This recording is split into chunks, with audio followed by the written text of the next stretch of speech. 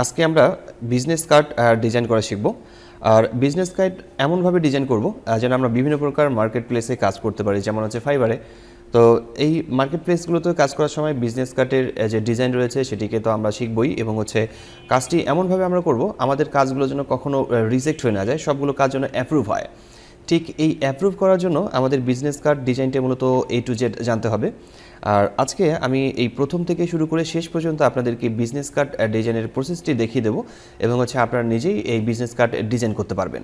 তো চলুন প্রথমে আমরা একটি কাজ করে নিই। সেটি হচ্ছে প্রথমের দিকে আমরা ফাইলে ক্লিক করে নিচ্ছি। ফাইলে ক্লিক করার পর নিউয়ে ক্লিক করে নেব। আমরা ফাইল থেকে নিউয়ে ক্লিক করার পর আমরা দেখতে পাচ্ছি আমাদের সামনে একটি ডায়লগ বক্স এসেছে, এবং এখান থেকে আমাদেরকে একটি ডকুমেন্ট নিতে হবে, অর্থাৎ আমরা যে বিজনেস কার্ড ডিজাইন করব সেটির একটি ডকুমেন্ট আমাদেরকে এখান থেকে ঠিক করে নিতে হবে। তো এই জন্য বিজনেস কার্ড ডিজাইনের একটি সাইজ রয়েছে, আর আমরা এখানে প্রথমের দিকে একটি খেয়াল রাখবো, সেটি হচ্ছে যদি আমাদের এখানে পিক্সেল থাকে তাহলে আমাদেরকে ইঞ্চিতে ঠিক করে নিতে হবে। প্রথমেই আমরা হোয়াইট ঠিক করে নিচ্ছি।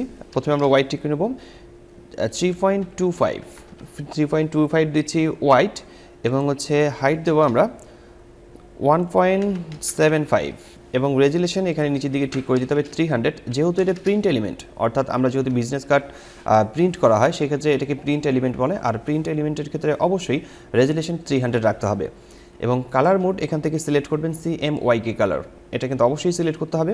তো আমরা আমাদের যে ডকুমেন্টটি রয়েছে এই ডকুমেন্টের একটি নাম সিলেক্ট করছি। আমরা আমাদের ডকুমেন্টের নাম রাখলাম বিজনেস কার্ড Part-1 এই নামে রাখছি, এবং হচ্ছে ওকে লেখাতে ক্লিক করলে আমরা দেখতে পারবো যে আমাদের এখানে একটি বিজনেস কার্ড ডিজাইনের টেমপ্লেট চলে এসেছে। তো এই ব্ল্যাঙ্ক ডকুমেন্ট থেকে আমরা প্রথমে একটি কাজ করব, সেটি হচ্ছে মূলত রুলার থেকে আমরা একটা গাইড টেনে দেবো।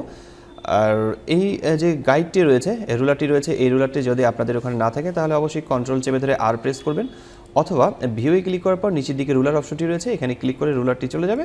আবার ভিউ থেকে রুলারে ক্লিক করলে রুলার্স এখানে শো করবে। তো আমরা প্রথমের দিকে একটি গাইড টেনে দিই, নিচের দিক থেকে আমরা গাইড এভাবে টেনে নেব, আবার বাম দিক থেকে এখানে গাইড টেনে নিচ্ছি। ঠিক আমরা সব দিকে গাইড টানা হয়ে গেলে এরপর আমাদেরকে আরও একটি কাজ করতে হবে, সেটি হচ্ছে প্রিন্ট এরিয়াটাকে ঠিক করে দিতে হবে। এটা তো হচ্ছে আপনার ভিজিটিং কার্ড, বিজনেস কার্ড, কিন্তু আপনি যখন এটার প্রিন্ট এরিয়া পর্যন্ত ঠিক করে দেবেন তখন আপনাকে আবারও একটু নতুন সাইজ ঠিক করে নিতে হবে, অর্থাৎ প্রিন্ট হবে কোথা থেকে। যেহেতু আমরা প্রিন্ট এরিয়া ঠিক করে নেব সেক্ষেত্রে আমাদেরকে প্রথমে ইমেজে ক্লিক করতে হবে। ইমেজ থেকে আমরা এখান থেকে ক্যানভাস সাইজে ক্লিক করব। ক্যানভাস সাইজে ক্লিক করার পর এখান থেকে হোয়াইট রয়েছে এবং হাইট রয়েছে, আমরা এখান থেকে হোয়াইটটাকে পরিবর্তন করে দিচ্ছি। 3.25 ছিল, আমরা এখন এটাকে 3.5 করে নেব, এবং হচ্ছে হাইটকে আমরা 1.75 ছিল, এখানে 2 করে নেব। 2 করে নেওয়ার পর ওকে লেখাতে ক্লিক করলে আমরা দেখতে পারবো যে আরও একটি নতুন এরিয়া চলে আসছে, এবং এই এরিয়াটা হচ্ছে মূলত প্রিন্ট এরিয়া, এখান থেকেই প্রিন্ট হবে। তো এরপর আমরা আবারও একটু রুলার থেকে গাইড টেনে দিচ্ছি।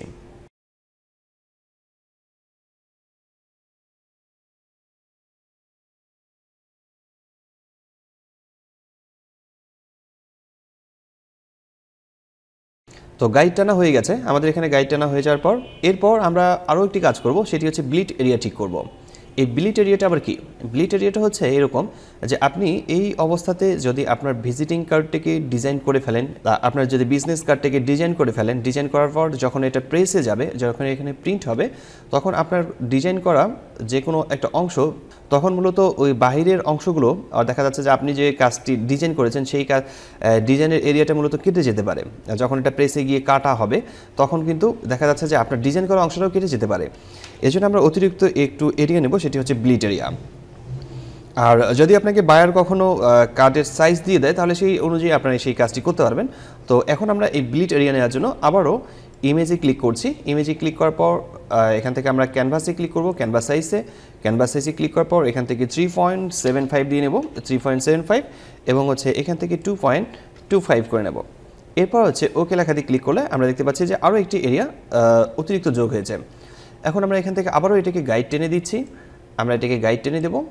গাইড টানা হয়ে গেলে এরপর আমরা দেখতে পাচ্ছি যে এখান থেকে মূলত আপনাদের যে কাজটি হবে সেটি মূলত এখান থেকে মূলত কাজটি হবে, এবং যখন প্রিন্ট হবে আর কি, আপনাদের কাজটি মূলত প্রিন্ট হবে এখান থেকে।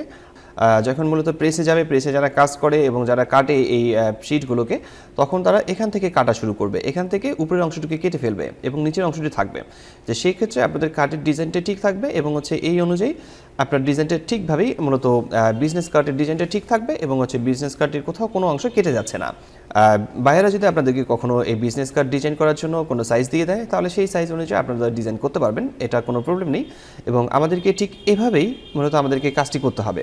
এটা কিন্তু মূলত রাস্টার অবস্থা রয়েছে। আমরা মূলত পূর্বের ক্লাসগুলোতে রাস্টার নিয়ে এবং ভেক্টর নিয়ে কথা বলেছি এবং বিস্তারিত আলোচনা করা হয়েছিল।